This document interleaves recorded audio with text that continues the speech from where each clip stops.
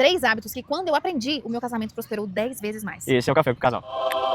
Por incrível que pareça, esses 3 hábitos têm a ver comigo. Ah, Isso como assim? A mulher pode mudar sem o marido mudar? Refletiu no meu casamento. Primeiro hábito, começar a cuidar melhor de mim. Eu era uma mulher que não tava nem aí pra nada. Se eu tô feia, se eu tô bonita, se eu tô com uma roupa legal, se eu não tô, se eu passo maquiagem, se eu não passo, eu não me importava. Por que que isso refletia no meu casamento? Porque isso mostra pro meu marido o que eu acho sobre eu mesma. Então, assim, tanto faz se eu tô arrumada, se eu tô sendo bem tratada, se eu não tô, se eu tô ganhando a vida, se eu não tô. A vida só tá me levando. Basicamente é o seguinte, se ela não cuida dela mesma, por que eu devo cuidar? E esse é um pensamento inconsciente, tá? O cara não vai pensar isso conscientemente. E o contrário também acontece. Claro. Nesse vídeo eu estou falando dos meus hábitos, Ana como mulher. Segundo hábito, eu parei de querer que meu marido fizesse tudo comigo. Como a gente tem filhos, eu queria que ele sempre estivesse presente, todo dia, toda hora. Tudo que acontecia eu ficava com medo, ligava pra ele. Eu comecei a perceber que aquilo era uma espécie de dependência emocional. Nossa, eu não consigo fazer nada sozinha. E quando eu comecei a praticar isso comigo, de nossa, só vou ligar pra ele numa urgência, eu vou chamar ele quando realmente for um momento oportuno, o nosso relacionamento melhorou. Por quê? Porque quando eu chamo, ele entende que é algo valioso, eu não fico chamando toda hora, não tem a necessidade. Ele vai adicionar, ele vai somar naquela situação. E eu posso ter a oportunidade de ser o herói. Eu chego pra realmente decidir a parada. E não é aquela coisa de todo dia, toda hora, ai amor, eu vou fazer isso, ai amor, você tá fazendo isso? Eu parei com isso. Então você é mulher que quer compartilhar demais a vida com seu marido, quer contar tudo que você tá fazendo, tudo que você tá pensando, você vai na padaria comprar um pão, tem que falar, pare. Viva a sua vida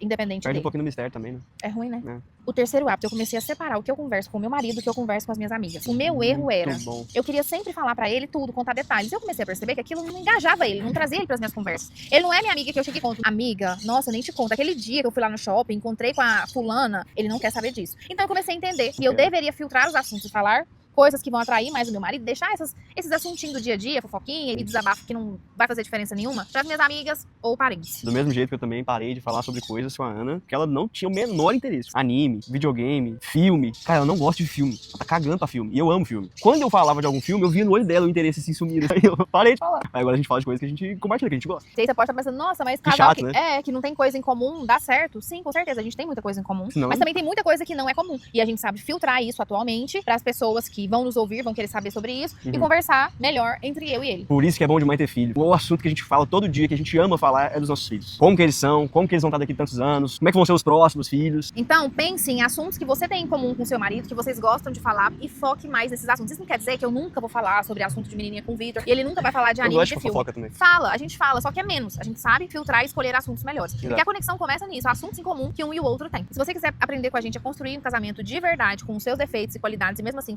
dar muito certo, segue a gente aqui.